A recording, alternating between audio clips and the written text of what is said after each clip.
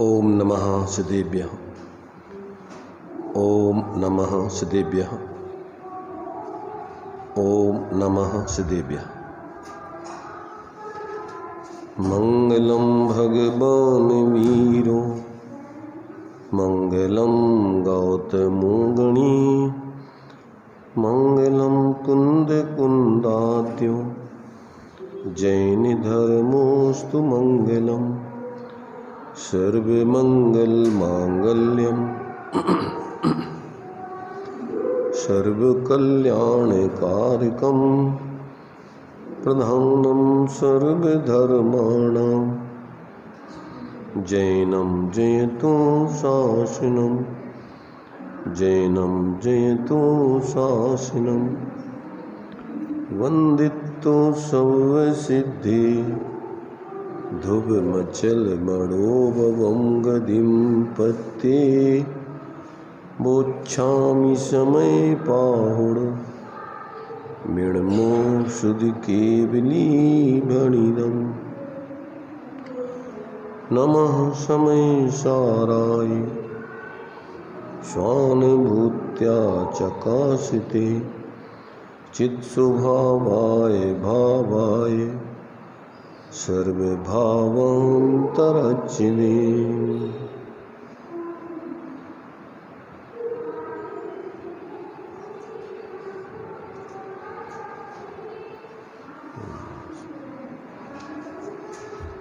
विषय अपना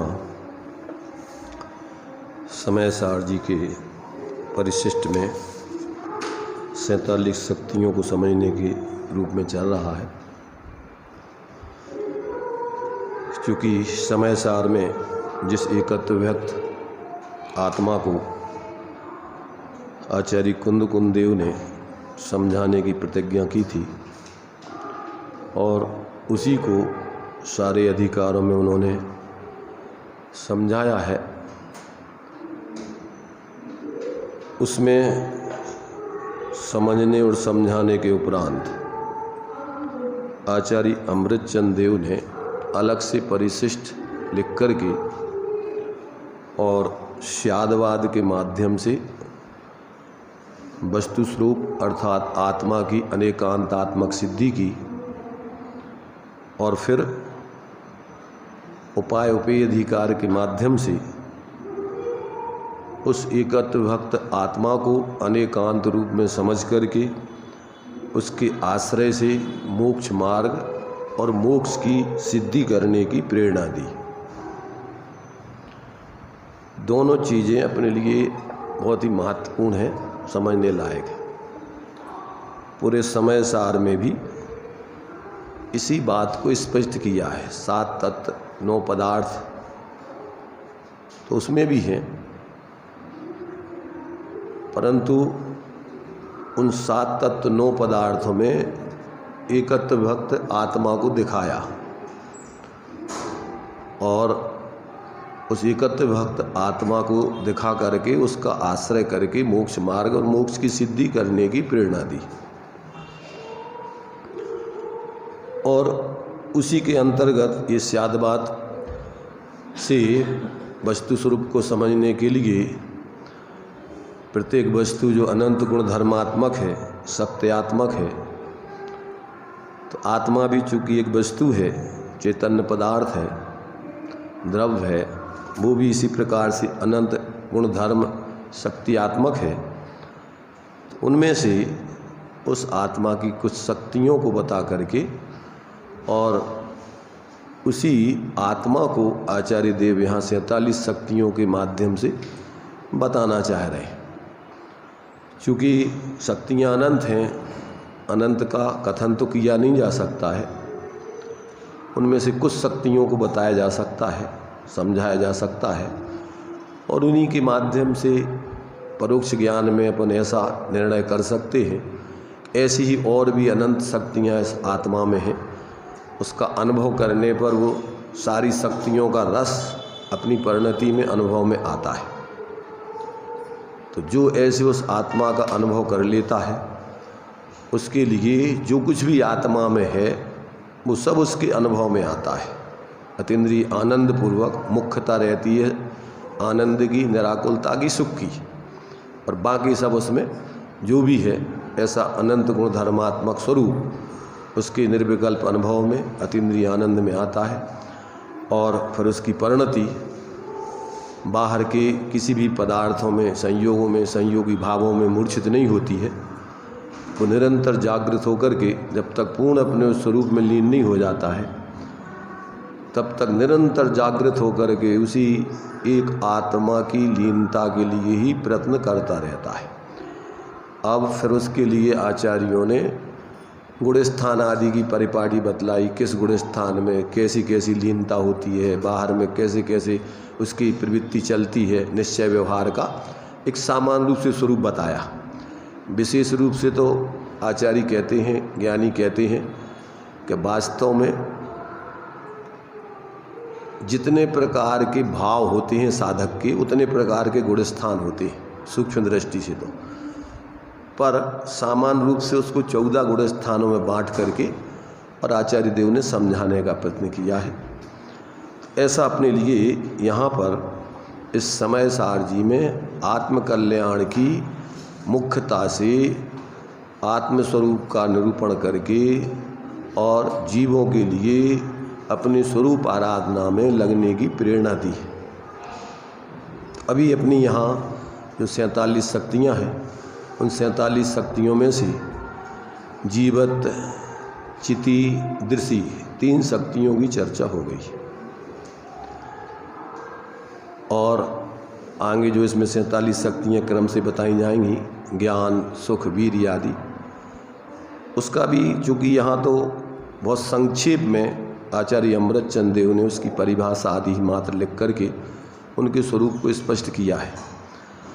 इसका यदि विस्तार से स्वरूप समझना है तो जो भी प्रवचनकार हुए हैं वर्तमान में अध्यात्म में कांजी स्वामी की प्रसिद्धि है, उन्होंने इस समय सार को प्रसिद्धि में लाने में उनका बहुत बड़ा योगदान रहा है। आज चूँकि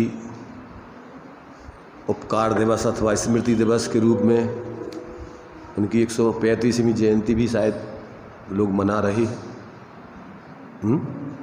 कौन सी 135 नंबर की?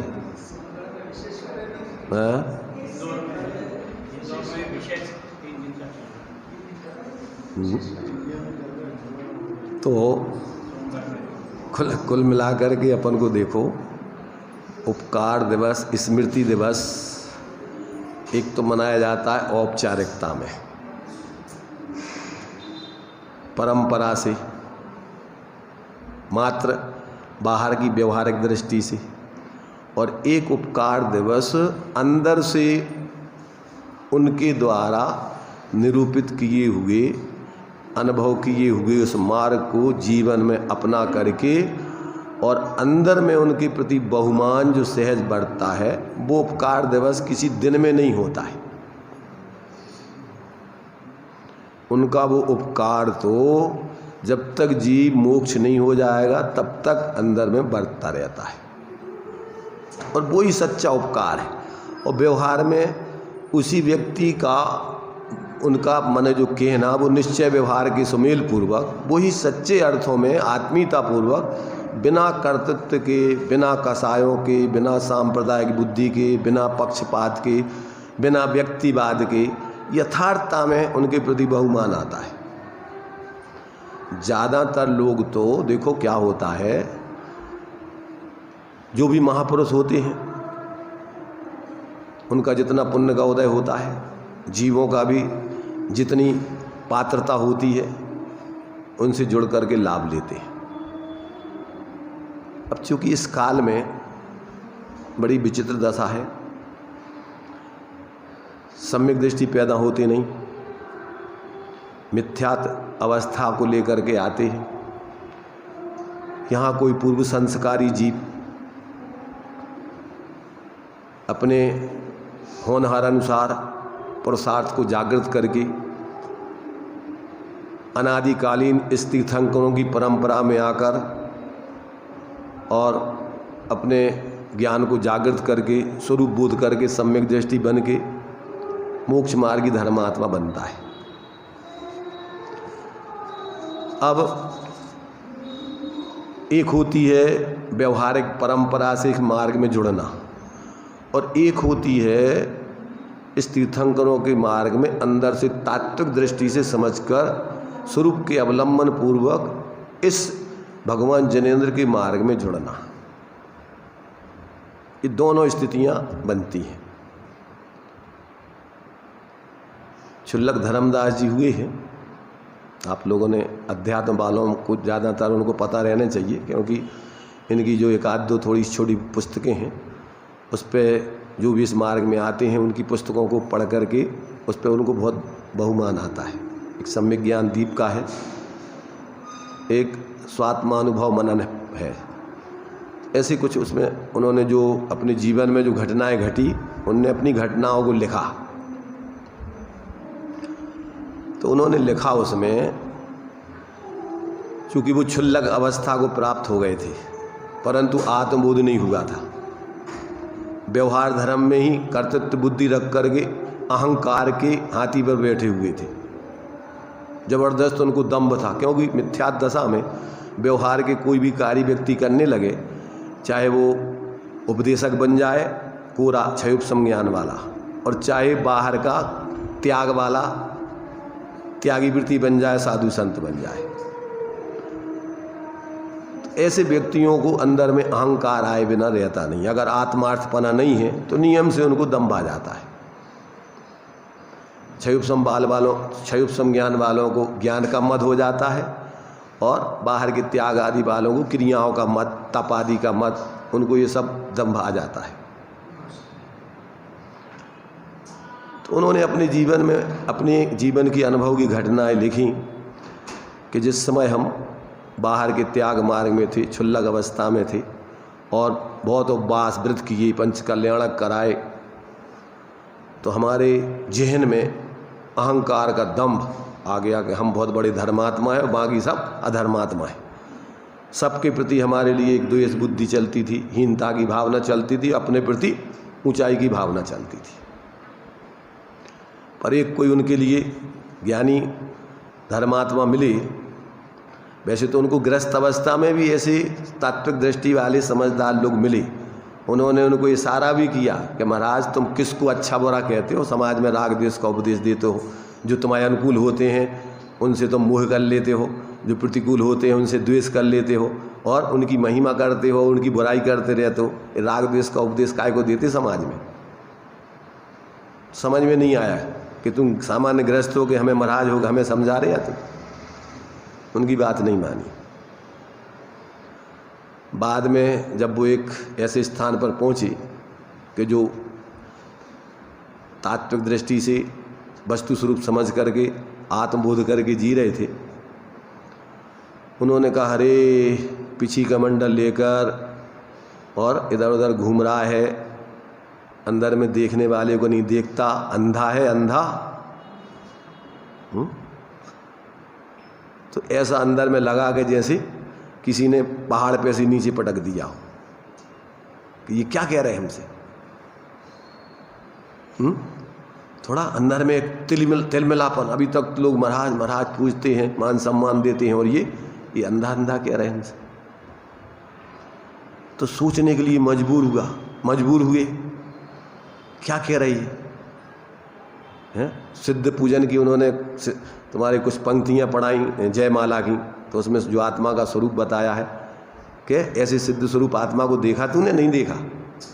कहाँ है वो ऐसा सिद्ध स्वरूप आत्मा? तो फिर वो शिखर जी वगैरह गर्मियों के टाइम पर उधर वंदना, उधर चले गए, उधर देखते फिर कहाँ है वो सिद्ध भगवान। उधर से लौट के आए, उन्होंने कहा हमें तो कहीं दिखा ही नहीं है, कहाँ है वो सिद्ध? अरे कहाँ देखता है, उधर अंदर देख, देखने वाले को देख। अब होनहार अच्छी होगी, तड़प तो थी अंदर से, सुख शांति तो मिलती नहीं बिना आत्मबोध के। तो अंदर से उनकी परिणति पलटी, परिणामों में अंदर स्वरूप की तरफ लक्ष्य गया, और तभी मिथ्यात्व का उपसमाधि, क्षय उपसमाधि होकर अंदर में स्वरूप का बोध हो गया। तो उन्होंने लिखा कि अब मुझे प्राप्ति की प्राप्ति हो गई। काय की प्राप्ति हो गई? क्या अर्थ होता है? सामान्य आत्मस्वरूप अपनी परिणतियों में तो सबके व्याप ही रहा है, प्राप्ति ही है। जो अपन 17वीं 18वीं गाथा की टीका में बोलते ना कि आवाल गोपाल सबको जानने में जानने वाला तो आ ही रहा है, परंतु उस पर लक्ष्य नहीं होने से आते हुए भी नई अनुभव में आ रहा है। परिणति में व्यापने पर भी विशेष ज्ञान में नहीं, क्योंकि ज्ञान स्वपर प्रकाशी है और छद्मस्तों का ज्ञान उपयोग में एक समय एक ही ज्ञेय को ग्रहण करता है। तो अनादिकाल से पर लक्ष्य होने से विषय कषाय आदि में पर ज्ञेयों में भोगों में ही बुद्धि बनी रही। आज तक अपने उस ज्ञान स्वरूप आत्मा का लक्ष्य आज तक जीव ने किया नहीं, उसका अनुभव हुआ नहीं। तो कहते हमें अब आज से प्राप्त की प्राप्ति हो गई। अब मैं आज से कोई मत वाला नहीं रहा। क्या नहीं रहा? निश्चय मत वाला, व्यवहार मत वाला, जैन मत वाला, हिंदू मत वाला, बौद्ध मत वाला। अब तो मैं अपने को जानने वाला देखता हूं। ज्ञान मात्र आत्मा है ना, आत्मा का स्वरूप मात्र जानना सबका, सभी जीवों का मात्र जानना सबका काम। तो ये जो है, जब तक अपन को कि अपना वास्तव में जानपने रूप स्वभाव है, राग द्वेष मोह करना, शरीर आदि संयोग, ये अपना स्वरूप ही नहीं है। ऐसा ज्ञान में जब तक इन परज्ञेयों से और कर्मकृत भावों से पृथक होकर, जो आचार्य अमृतचंद देव ने पुरुषार सिद्धि उपाय की 14वें कलश में लिखा है, एवमयम कर्मकृतई भावई असमाहितोपि संयुक्ते प्रतिभाति बालसानाम सा प्रतिभासा एव खलु भव बीजम। क्या दिया? जो कर्मकृत भाव हैं, ऐसे जो संयोग अघातिया कर्मों के निमित्त से संयोग आदि रूप शरीर आदि रूप और घातिया कर्मों के निमित्त से आत्मा में होने वाले मोह राग देश आदि ज्ञान दर्शन आदि की हीनाधिकता आदि होने रूप, ऐसे उनमें ही ये जीव को क्या है, कर्मकृत भावों में ही ये मैं हूँ। एवमयम कर्मकृतई भावई असमाहितोपि संयुक्त प्रतिभाति। अपना आत्मा का स्वरूप इनसे असंयुक्त होने पर भी, भिन्न होने पर भी इनसे संयुक्त इन रूप भाषित होता है। किन रूप भाषित होता है? शरीर आदि रूप, राग द्वेष आदि रूप, सुखी दुखी आदि रूप, ज्ञान की हीनाधिकता से अपने को मूर्ख प्रवीण आदि रूप, जितने भी कर्मकृत भाव है, कर्म के निमित्त से, घातिया कर्मों के निमित्त से जो परिस्थिति बन रही, ज्ञान दर्शन की हीनाधिकता होना, मिथ्यात् कषाय आदि के भाव होना, चाहा हुआ नहीं होना, ये सब घातिया कर्मों के निमित्त से परिस्थिति बन रही। अघातिया कर्मों के निमित्त से पुण्य के उदय में अनुकूल, पाप के उदय में प्रतिकूल संयोग मिलने पर अपने को साथ सुखी दुखी अनुभव करना। एक शरीर में निश्चित समय तक आयु कर्म के अपने को उतना ही मानना, अपना जीवन आयु प्रमाण ही मानना। गोत्र कर्म के उदय से अपने को ऊंच नीच मानना, नाम कर्म के उदय से अपने को शरीर आदि रूप मानना, स्त्री पुरुष आदि, मोटा तगड़ा आदि मानना। ये सब क्या है? कर्मकृत भावों में एकत्व बुद्धि है। इसका नाम है कर्म चेतना, कर्म फल चेतना। कर्म के उदय का कार्य कर्म का फल है वो, और उसको अपना स्वरूप मानना, यही सब मिथ्यात्व के भाव। तो ये जब तक स्वभाव भावों में जो अपन को इसी समय साठ जी की 387, 88, 89 गाथा की टीका में स्पष्टीकरण दिया कि आत्मा की 3 प्रकार की चेतनाएं होती हैं। मूल में 2 चेतनाएं, एक ज्ञान चेतना, एक अज्ञान चेतना। अपने को ज्ञान स्वरूप संचेतन करना एक ज्ञान चेतना है, और ज्ञान को छोड़कर अन्य किसी भी रूप अपने को संचेतन करना, उसका नाम अज्ञान चेतना है।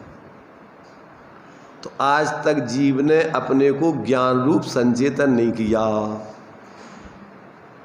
अज्ञान चेतना के 2 भेद हैं, कर्म चेतना और कर्म फल चेतना।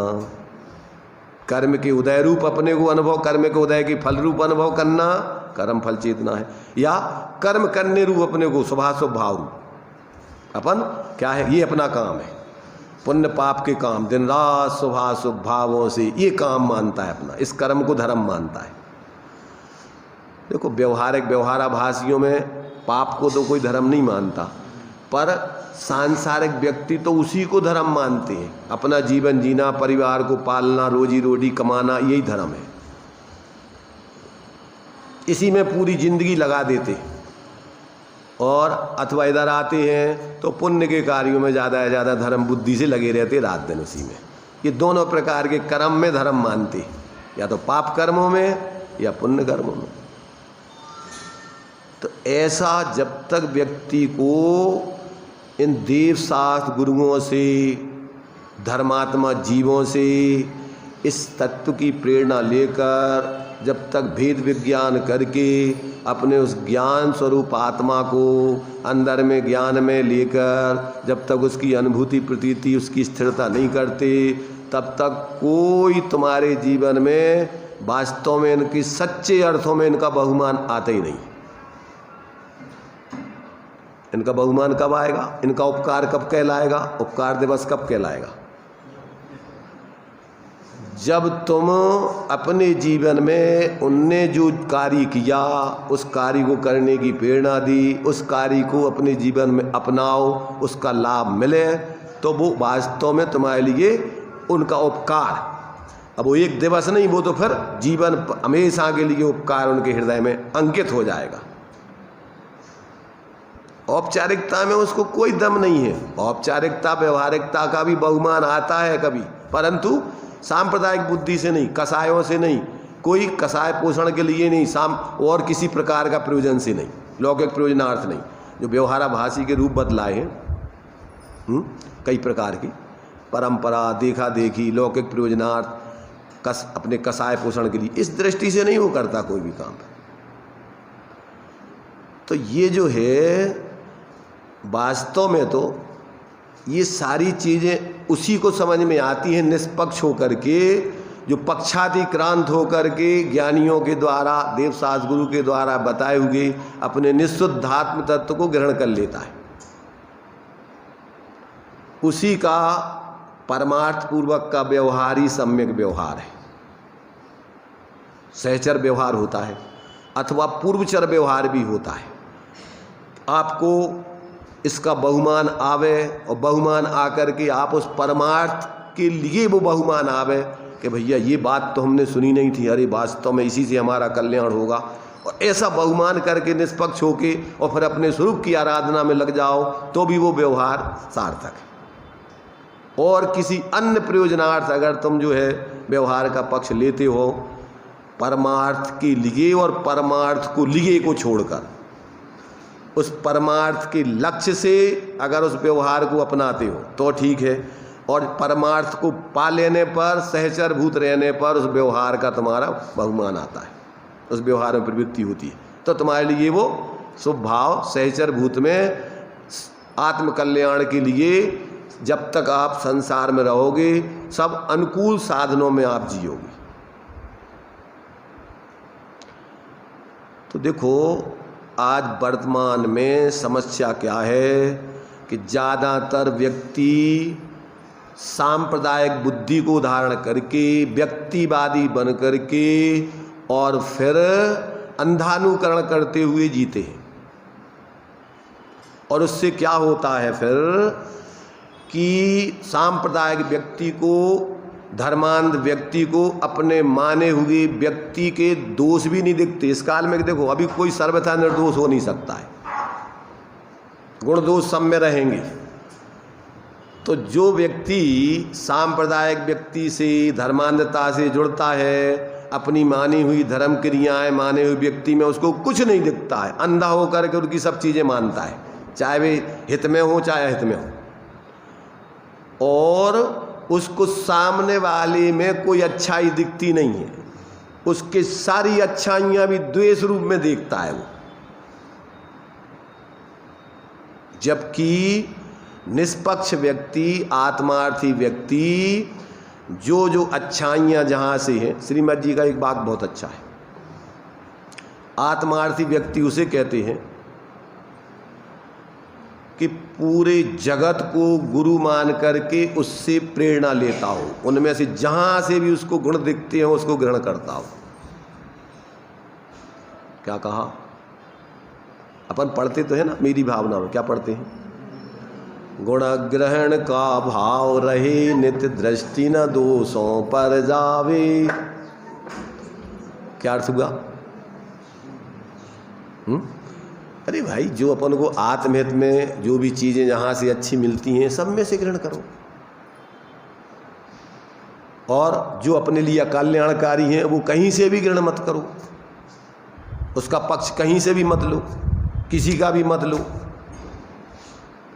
जब तक जीवन में ऐसी निष्पक्ष दृष्टि नहीं आती है तब तक वास्तव में अपना जो व्यवहार है वो व्यवहार संतुलित समीचीन नहीं हो सकता, आत्म स्वपरहितकारी नहीं हो सकता है, उससे दूसरे व्यक्ति भी प्रभावित नहीं हो सकते।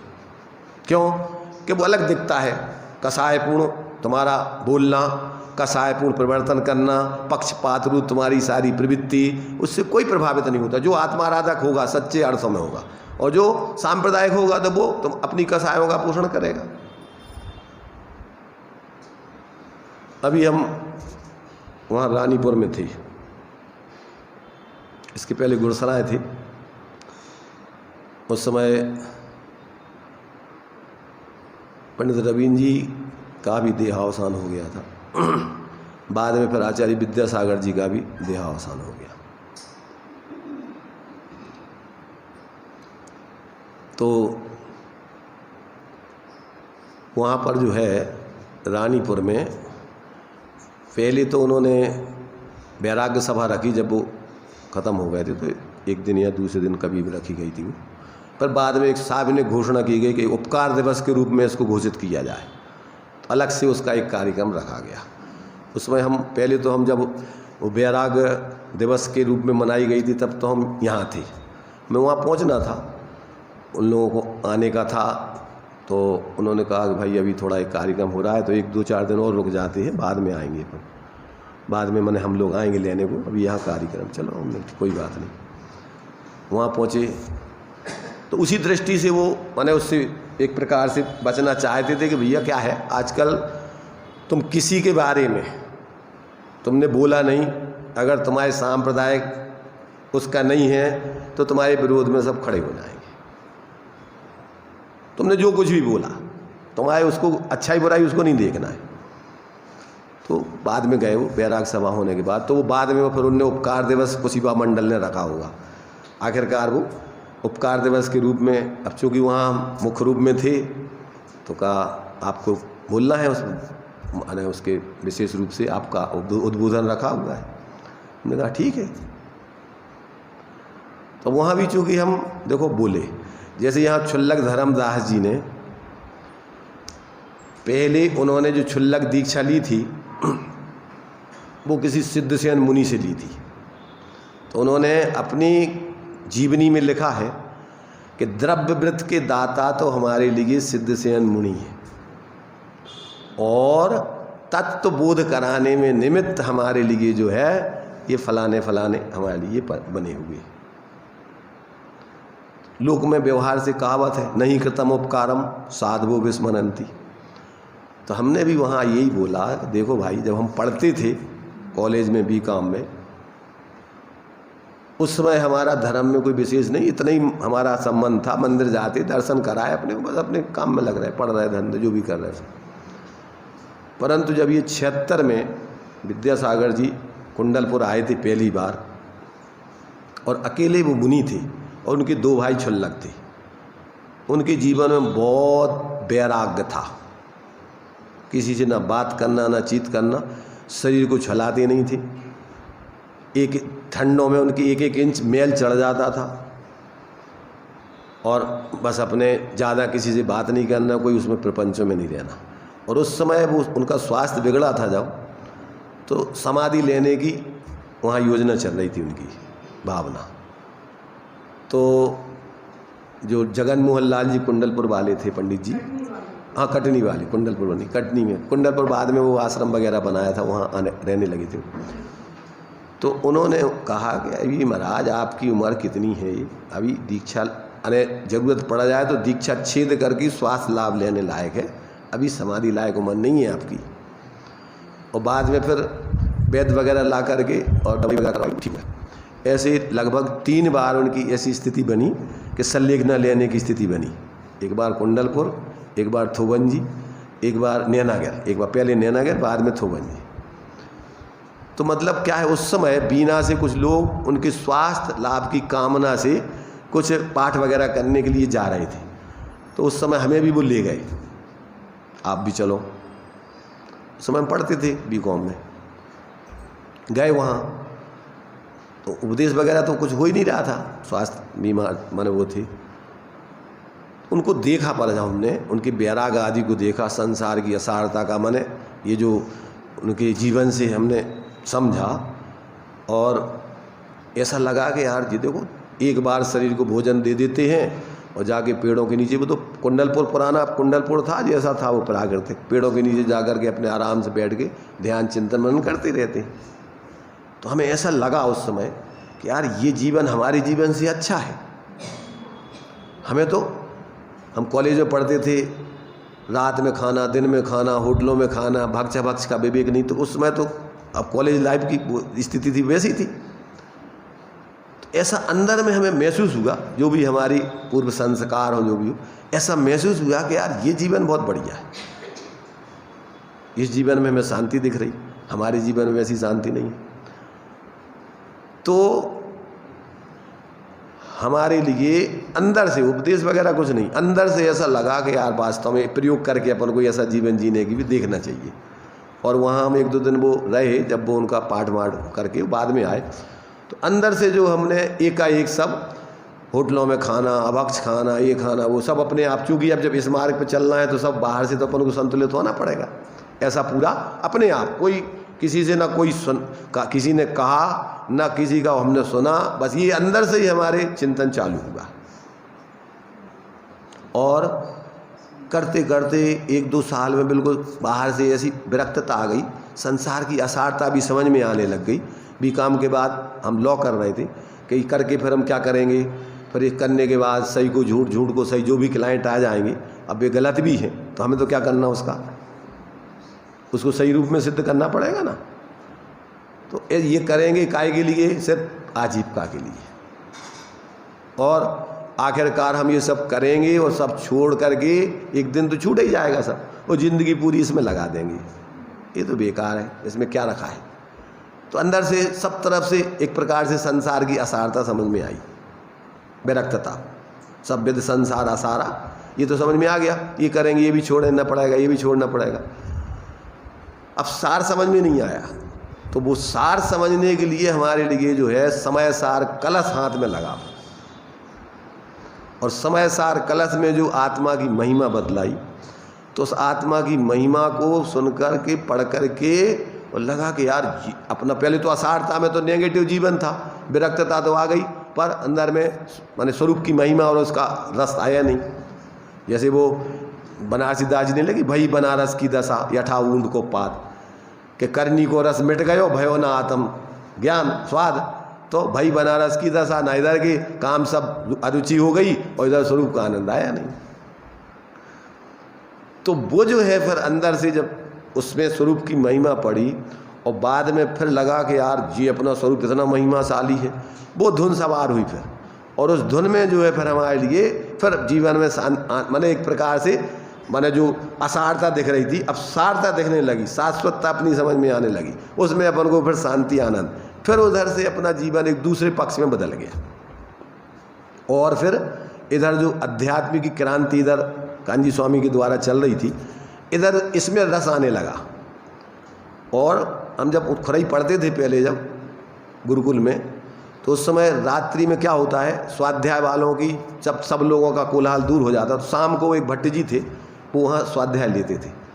तो हम जब दर्शन करने जाते थे मंदिर की, तो जो स्वरूप की महिमा उसमें चर्चा चलती थी, तो हम भगवान के वेदियों की तो करते थे दर्शन, पर हमारे कान लगे रहते थे उनकी बातें सुनने में। तो बीच बीच में कभी कभी बैठने का भाव होता था, बैठ जाते थे। जो तुम्हारे से ये इनका क्या नाम, जो चित प्रति प्रीति चित्ती न येन वार्तापि सुता सा निश्चितम भवेद भव्यो, पद्मनंदी पंचविंशति का में जो लिखा पद्मनंदी स्वामी ने, मतलब हमें लगा कि यार हमें स्वरूप में बड़ा सुनने में मजा आता था। तो मतलब व्यक्ति की जब होनहार अच्छी होती तो अपन बोलते ना कि होनहार बिनवान के हो चीकने पात अथवा पूत के लक्षण पाल ले में, तो अपन को लगा यार कि वास्तव में मैंने ये अपना मूल में तो स्वरूप ये है। तो फिर इधर अध्यात्म, अब क्या है कि उधर बहुत सालों तक उधर हम कर्णानुयोग वगैरह का अध्ययन चलता रहा हो, बीच में वाचनाएँ वगैरह होती थी, फूलचंद जी वगैरह जितने बड़े बड़े विद्वान थे, विद्यासागर जी को तो ज़्यादा कोई अध्ययन था नहीं, तो ज़्यादातर विद्वानों के सानिध्य में ही अध्ययन वगैरह करते थे। तो वहाँ सब लोग गर्मियों के टाइम पर जो है जा कर के और वाचनाओं में शामिल होते थे, तो उसमें हम भी होते थे। तो मतलब उससे सारा का सारा विषय, शुरू में तो कोई ज्ञान नहीं था, धीरे धीरे धीरे धीरे सब समझ में आने लगा, इधर स्वरूप की महिमा, उधर सब अनुयोगों का ज्ञान, तो उसमें अपने लिए पूरा संतुलन चारों तरफ से बनने लगा, आनंद आने लगा। अब क्या है, जो सांप्रदायिक बुद्धि वाले लोग होते हैं अदर इधर, अब हमारा क्या था कि हमें तो कोई किसी व्यक्ति या संप्रदाय से कोई पक्षपात तो था ही नहीं, जिसने बुलाया वहाँ चले गए, जिसने जो चर्चा की। तो ऐसे ही साधर्मियों में जहाँ गोष्ठी होती थी, स्वाध्याय होता था, वहाँ पर वो मजा आने लगा, उसमें बैठने लगे। तो अब दूसरे लोग, अरे ये तो मुमुक्षु बन गया, ये तो निश्चय वाला हो गया। अब मतलब ये है कि प्रत्येक व्यक्ति अपना अपना एक खाका बना करके सांप्रदायिक बुद्धि से जीता है, अंदर से समझने का, जीने का प्रयत्न करता ही नहीं। और इससे क्या होता है, इससे उसका आत्मार्थपना और धर्म का मार्ग अवरुद्ध हो जाता है। अगर वो सांप्रदायिक बुद्धि से, व्यक्तियों से जुड़कर और उस संप्रदाय में होने वाली क्रियाकलापों में ही धर्म बुद्धि मानकर अटक जाता है, तो क्या होता है कि उसकी सच्ची खोज, धर्म की खोज खत्म हो जाती है। तो हमारा यहाँ कहने का मतलब ये है कि जितने भी वहाँ पर भी हमने उन लोगों को सबको यही कहा कि देखो भैया, सच्चा उपकार दिवस तो आपको सांप्रदायिक बुद्धि से उनके अंध श्रद्धालु बनकर के नहीं मनाया जाएगा। अगर आपको सच्चा उनका, वो जिस लक्ष्य से इस मार्ग में आए थे आत्मार्थ की दृष्टि से, और वो लक्ष्य बनाकर तुम भी अगर जियोगे और उस लक्ष्य को साधन उसकी पूर्ति करोगे, तो तुम्हारा उपकार दिवस मनाना सार्थक है। अन्यथा ये सब रूढ़ी परंपरा, सांप्रदायिक बुद्धि, कसायों का पोषण, ज़्यादातर थोड़ा अच्छा कार्यक्रम हो जाता है तो क्या करते हैं लोग, वाह अरे मज़ा आ गया, मज़ा आ गया, उससे अहंकार कर लेते कि अपन ने बहुत अच्छा कार्यक्रम कर लिया। और अरे भाई इसमें क्या रखा है, मज़ा तो अंदर स्वरूप में जब आएगा तो फिर और कछु नहीं सुहाएगा, ये गोष्ठी कथा कौतूहल इनमें भी रस नहीं आएगा।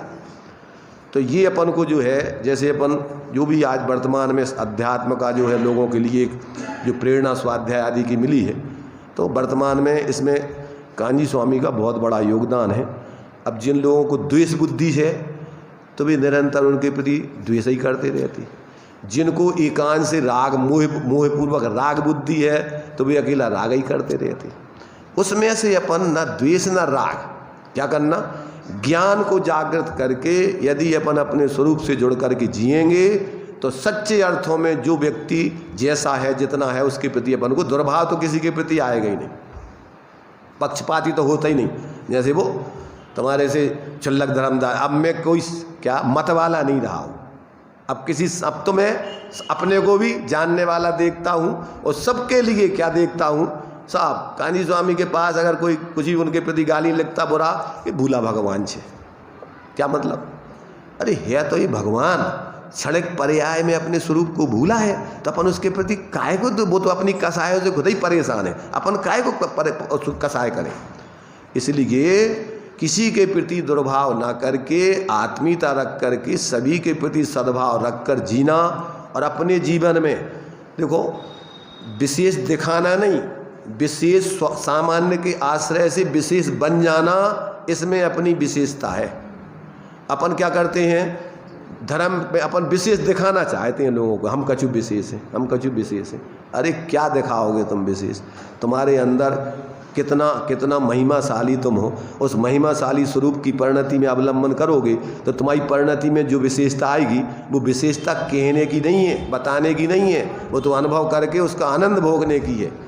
इसलिए अपन ऐसे जो भी महापुरुष इस मार्ग में आते हैं, उस मार्ग से जुड़ करके अपने अज्ञान को, अपनी कसायों को दूर करके और अपने स्वरूप से जुड़ करके जीते हैं, इनके जो भी अपन व्यवहार से इनका मनाते हैं, जन्मदिन कहो, स्मृति दिवस कहो, उपकार दिवस कहो, इनसे अपन को एकमात्र निष्पक्ष होकर के स्वाश्रय से जीवन जीने की प्रेरणा लें। किसी प्रकार से अपन और अन्यथा कोई इसका अपन को पक्ष ग्रहण न करके वास्तव में तभी जा कर के अपना इस सच्चे अर्थों में उनका अपन को व्यवहार से उपकार दिवस को, स्मृति दिवस को, जो भी है वो मनाना सार्थक होगा।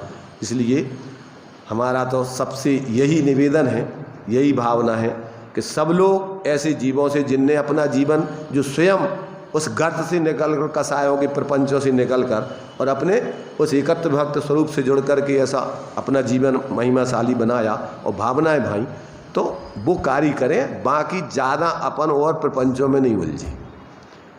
ज़्यादातर लोग क्या करते हैं कि चारों चीज़ें मिलने चाहिए, आगम, युक्ति, परंपरा और अनुभव। अगर ये नहीं है तो अपन को ऐसी बातों का प्रचार प्रसार नहीं करने चाहिए, समझ रहे ना।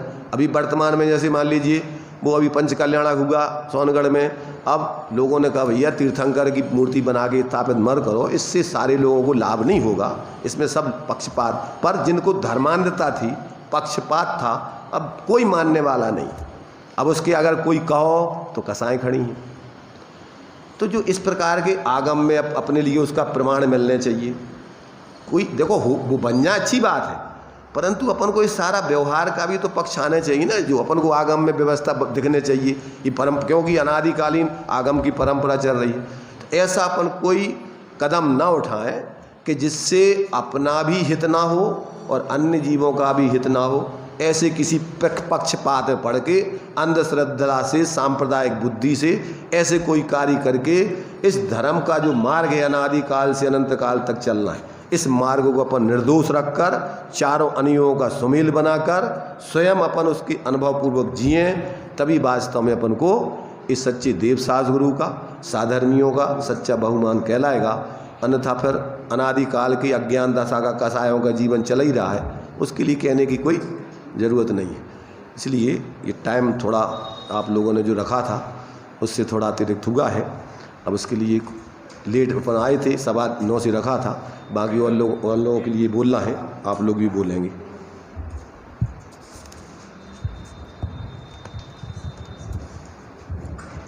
जी स्वरूप समझा वीणा पाम्यो दुख अनंत, समझाव्यों ते पद नमो श्री सद्गुरु भगवन, श्री सद्गुरु भगवन। उपकारी का उपकार सज्जन पुरुष भूलते नहीं हैं। देखिए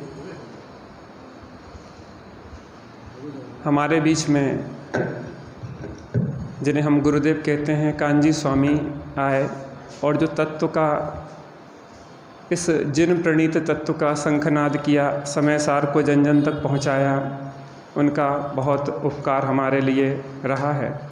कई सब ने कहा कि उपकारी का उपकार वास्तव में तभी प्राप्त होता है कि जब हम उस मार्ग पे चलें। उन्होंने समस्त सांप्रदायिकता की रूढ़ियों को तोड़ के सच्चे अर्थों में अपना आत्मार्थ किया, आत्मा का कल्याण किया और अन्य जीवों को भी उस कल्याण के मार्ग पे लगाया। ऐसी सुंदर यहाँ पे तेई साहब ने उद्बोधन किया। अभी तेई साहब ने एक बात कही थी कि व्यवहार गुरु और परमार्थ गुरु। हमारे जीवन में भी ऐसे दो लोगों का विशेष उपकार है। पहले अमायन में रहना विशेष होता था और बाहर में जो निर्वृत्ति का मार्ग प्रारंभ हुआ वो रविंद्र जी बड़े पंडित साहब के माध्यम से, उनकी प्रेरणा से हमने इस व्यवहार मार्ग में आए। लेकिन बाहर में क्रियाओं में तो आ गए थे, लेकिन जीवन में शांति नहीं आई थी, बल्कि यह कहें कि अहंकार हो गया था। लगभग 8 साल पहले की घटना है और उस पहले बचपन में भी त्यागी साहब से मिले थे, लेकिन उतनी पात्रता नहीं थी तो हम नहीं सीख पाए थे। लेकिन उसके बाद जब जीवन में त्यागी साहब का फिर से मिलना हुआ और जीवन में कुछ बोध की पात्रता बनी, तब से जीवन बदला और तब से त्यागी जी को हमने छोड़ा नहीं। आज हमारे महाभाग्य से त्यागी साहब हमारे बीच में हैं और हम उनके माध्यम से अपने जीवन को अगर इस मार्ग में लगा के अगर अपने जीवन का कल्याण कर रहे हैं तो उपकारी का उपकार वास्तव में है। ऐसे गुरुदेव श्री का भी उपकार या ज्ञानियों का उपकार हमारे जीवन को बदल के ही सच्चे अर्थों में होता है। अब देवन भाई साहब आगे की सभा को सच्चा जुर्मानी स्थिति बाद में कर लेंगे, देख लो बाद में कर लेंगे।